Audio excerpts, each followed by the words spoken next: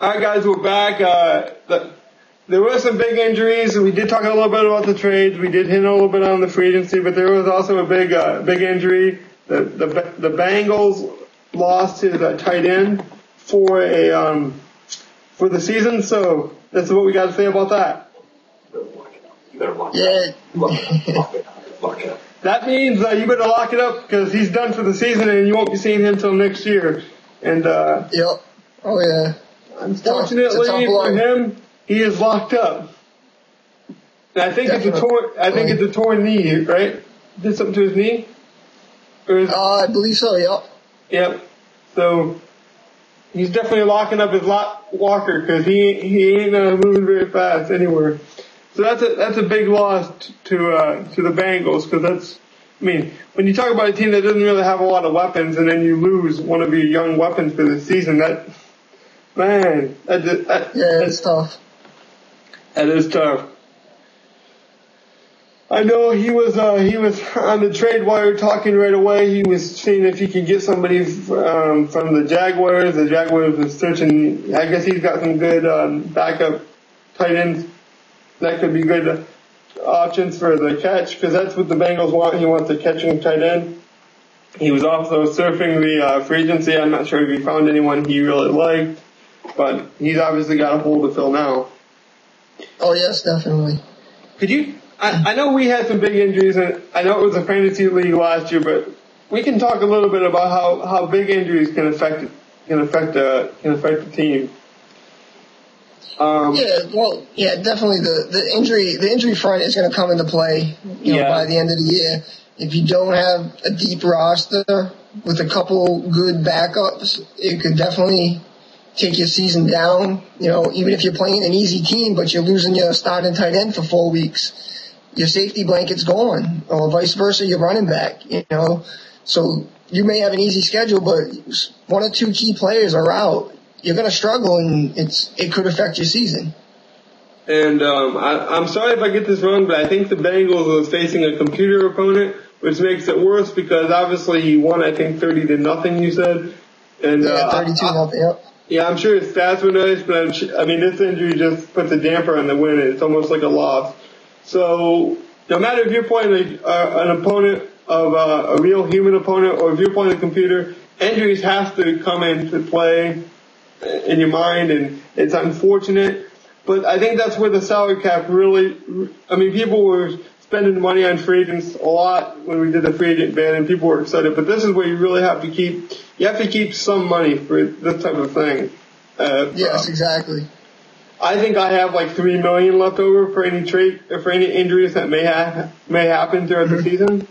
I know I picked up an extra wide receiver, so I actually have 7 wide receivers on my roster. But if that's not bad. If Calvin Johnson goes down or if my tight end goes down, I can go to a bigger wide receiver set. That's how I look at it. So I'm not hoping for an injury of Calvin Johnson or Nate Burleson or Titus Young, but it could happen. So that's always got to be in the back of your mind. So unfortunately for him, he lost him. Did you want to talk about any of the big free agents? We didn't really hit on those. We mentioned the Loan Tachupu who went to the Eagles, so he filled up a need at linebacker because his linebacker's a little weak. I think T.O. went to the Texans, if I'm not mistaken. Hushmanzada went to the Texans. He actually stands out. He actually stands out in the game because he ended up with 8 receptions for 102 yards and a touchdown, but the Texans ended up losing 35-20 to the Colts. Did T.O. end up going to the Texans? Yeah. Okay. And then I know the Steelers got a batch of O-linemen. He got Flozo Adams and I think Leonard Davis. I think both of them went to the Steelers. I know Adams did because I was in a bidding war for him. So those are pieces that could fill a need right now. I think the big free agents that are left, I think David Garrard is still out there. But I think he got picked up this week. Did he? Yeah. I know he was still out there as of a couple days ago just because of his big contract. Because that's what's interesting about this league manager this year. You have 3 options, and then you have to choose which option you want. And it's pretty much based on the overall and the player's wants and needs. And David Grudd wanted quite a bit if I'm not mistaken, he wanted like $4 million. Yeah. He's very good, but he's very limited in certain areas. I think that's why people held off on him. So,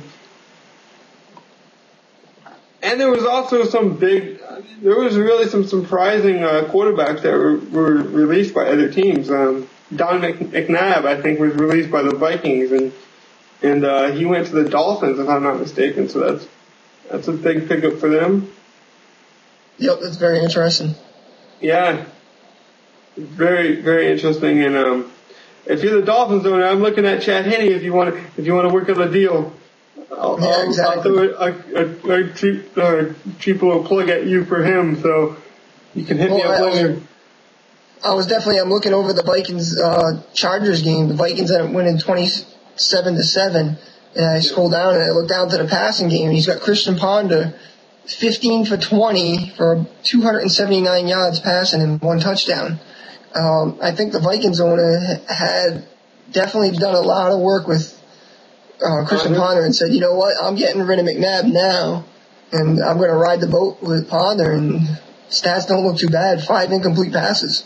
Isn't that funny? I mean, I just told you that each player has a different philosophy and a different mindset and how to build a team. Now, I think if it was me, I think I would have wrote it out with McNabb for a year.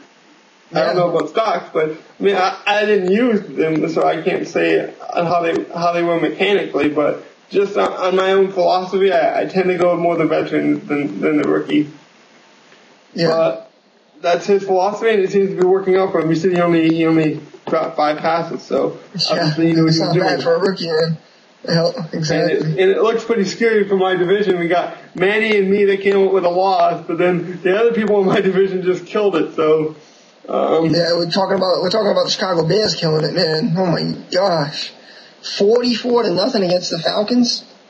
Yeah, and if I'm not mistaken, he played a real opponent. I know we had this league filled up. I know there was some issues with some owners, unfortunately, where they had to drop out or they had to get their week simmed. I'm pretty sure by week 2 we'll be full again. There's no need to worry. Just some things. Yep. Sometimes things happen, and the problem is there's not too many sim owners out there anymore, and we got the best ones we can get. And the problem with that is sometimes the best ones come with different time zones, and that's what happened this week. And it's unfortunate, but it happens sometimes. Yeah, exactly. Let's hit any other big games. Let's see. Was there any? I know the Steelers-Ravens game we hit on a little bit. That was real close, yeah. Yeah, the Steelers said that I think he ran the ball pretty well. He was a little timid to pass, I think he said. Yeah, Mendenhall ended up with 24 attempts with 213 yards rushing and 2 TDs. So yeah, he definitely ran the ball pretty well. And he has very, very young corners. I mean, he has an A potential corner now. He got rid of his older corners and he's rolling with some young corners, and he's very timid about if they can make it or not. But he said he was very happy at what they did. He got a couple picks, but he also said that he thinks maybe the rain played a factor, and maybe his corners weren't playing as good as the stats indicate. So that's interesting going forward. We'll definitely keep our eye on that. Yeah, what was interesting about that, saying that it seems like maybe more weather games will come into play this year than 11, because I don't think 11 had any weather interest, in games that we played. I can't remember, no. I don't think it was really rainy in my game, but it was muddy. I mean, there was grass stains all over the place. That's cool. I like that. That's good. Yeah, isn't it? I know Freeman had a couple of grass stains across his 5 jersey, and when I ran to his bathroom, he had a couple, drifts across his shoulder. So that shows you that when you're talking gridiron, that just adds an element. Because, I mean, we always talk about fighting for every inch. I mean, how owners are so evenly matched, even the blowouts. There's just something, dramatic that happens, or, the game gets away from me. But really, there's no bad owner in this league, and that just shows you that we're fighting for every inch. And the grass stains and the realism, the weather, that all affects things, and that's nice, because we did go for the more real effect this year. We wanted the salary cap, exactly. We wanted, the real contract negotiations, and So we made it as real as possible. So Madden helped us out with the weather element. That was really nice. Yep. And I play Manny really late in the season, so maybe that means we're going to see some snow in Lambeau. But, hell yeah. Sounds good, man. Sounds good. Yeah. Looking over the Titans versus the Jaguars, you know, we're going to keep an eye on this kid Alex from the Jaguars. Young, feisty little boy. He ended up coming out with a loss to a tough Titans team, losing 34-27. Yeah. Looking over the stats, he had, you know, he said he was going to go with Gabbett, and he did. And his stats were 14 completions out of 36 attempts, 3 touchdowns, 2 interceptions for 208 yards. Not too bad, not too shabby, but sounds like a rookie to me. Yeah, the key shocking stat is Maurice Jones-Drew with 20 attempts for only 33 yards rushing. That's not gonna cut it. I mean, oh man. But then I look over and, you know, the Titans got, you know, Chris Johnson, and he ended up with 26 attempts for 161 yards. So we knew whoever was going to win the rushing battle in this game would probably win the game, and there you go. Definitely.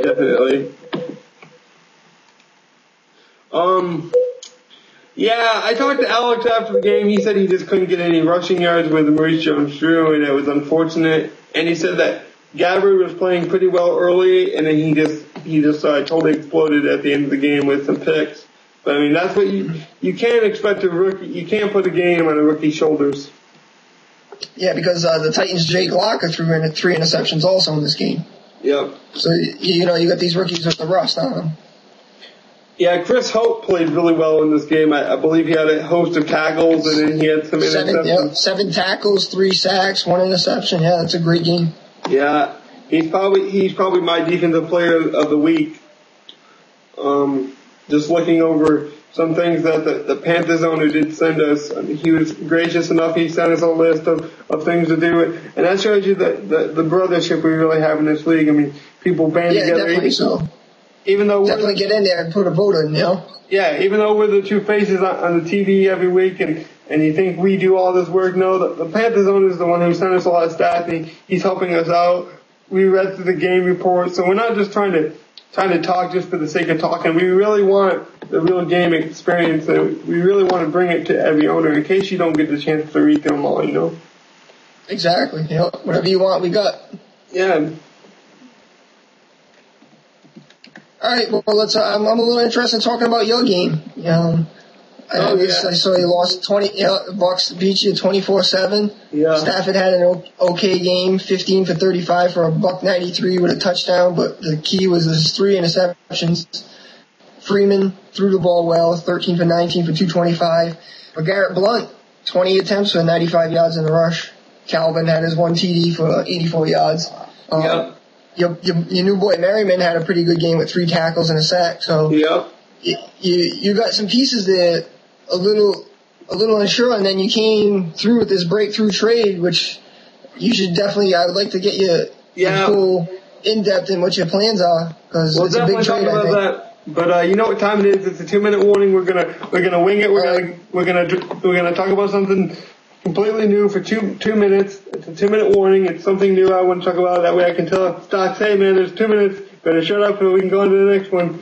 And the 2-minute warning, I'd like to talk about everyone getting their games, and I think everyone did a good job of getting their games in. Like I said, there's some time differences. I think for the most part, we got most of our games, and most of the games were played, I think. What were they played by? Tuesday? Yeah, you could tell everybody was just chomping at the bit, definitely. Yeah, but I mean, there were some complications, but each owner was trying to figure those out as fast as he could. It wasn't like they were just waiting till the last minute. So let's try to keep that up, fellas, because if we can play our games early, that means we can get more seasons in, and that's what I'm pushing for. More seasons, more time for fun, you know, more chances you get to see new owners and experience, you know. I'm sure Stocks wants to play more seasons too, and if we can get that in, definitely the more the merrier. It's fine with me, man. I mean, I'm not trying to rush anyone or saying we should play 3 games. I couldn't play 3 games a week. I'm not saying that. I'm not advocating that at all. I'm just saying if you can get your games in on a Monday instead of a Tuesday, it really adds up. If you could do that every week, I mean, if everyone can do that, that just means we advance a day earlier, which means we can advance a day earlier the next time. And, it adds up. It really does. Yeah, exactly. So that's it. We'll talk about the Bucks and the Lions next. Keep watching, guys.